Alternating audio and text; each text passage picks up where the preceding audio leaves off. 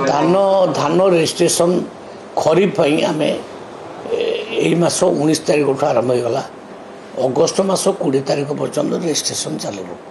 तेणु सबू कृषक भाई मानक नवेदन करी से रेजिस्ट्रेशन करदे जो मैंने चाष कर रेजिस्ट्रेशन करदे रेजिस्ट्रेशन हो सारापर ही आम पुणी सर्वे करूँ सैटेलाइट सर्वे हम सैटेलाइट सर्वे जो रिपोर्ट आसो से आधार जो डाउट हम से पुणी फील्ड वेरिफिकेशन अकॉर्डिंगली आम पुणी माने टोकन दबू टोकन इश्यू है पुणी सेप्टेम्बर मास आनिकी आम पुणी धान क्रय करूँ मु थरे कही जे खराब जिनस क्या वितरण करा गमरा हो कि पोखरा हो गहम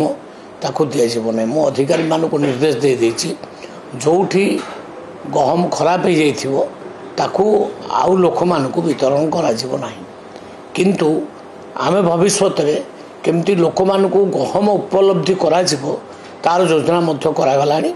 आउ तुरंत से विषय आम डिसीजन नब यस चाउल भी दिज्व ता सहित गहम भी दिज्व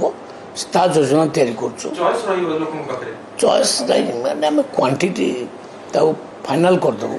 धर 5 केजी जन नौ से केजी गहम नब 4 केजी चाउल नब।